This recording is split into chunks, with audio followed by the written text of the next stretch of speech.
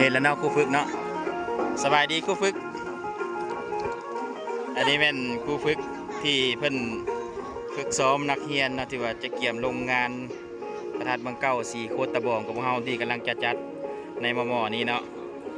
ถือว่าจะมีอยู่ประมาณ3บทฟ้อนด้วยกันเนาะอันนี้ก็เป็น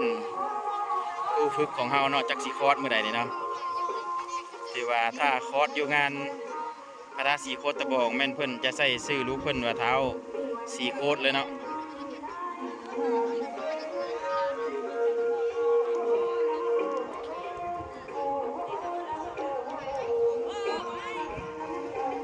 จำนวนนักฟ้อนและมันมี2โรงเรียนเนาะถือว่าโรงเรียนม.ปลายตะแกกับโรงเรียน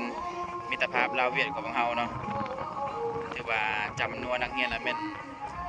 500น้องเนาะอันนี้เป็นครูที่มาติดตาม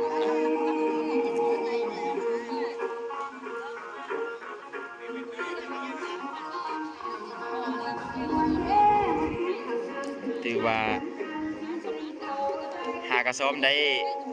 2 มื้อ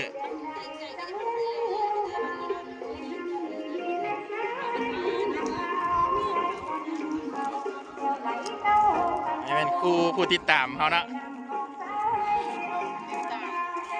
นี่ก็เอาไข่มาขายอยู่ว่ามันนี่เนาะถือไม้บนนกกระทาถือไม่ถือสั่งมาตั้งวงตั้งวงโหลได้ไหมครับ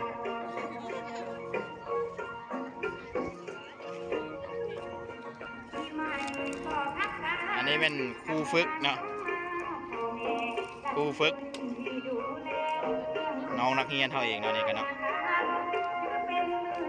อันนี้ก็เป็นครูฝึกให้น้องนักเรียน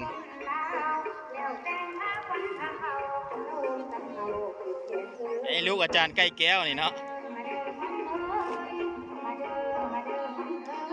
สนใจติดต่องานมาเลย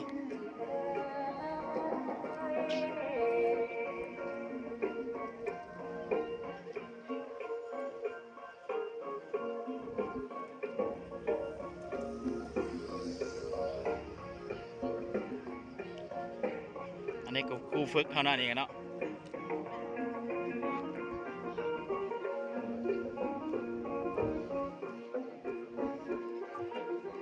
อันนี้ก็ครูฝึกเขาอีกนี่กัน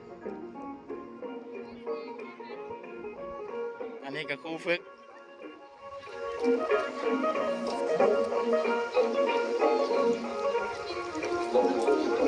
อันนี้หัวหน้าครูฝึกอันนี้ก็ครูฝึกอีกท่านหนึ่งเนาะอันนี้ก็ครูฝึกใหญ่เท่านั้นนี่เนาะหรือว่าเพิ่นมาติดตามนำหน่อยหนึ่ง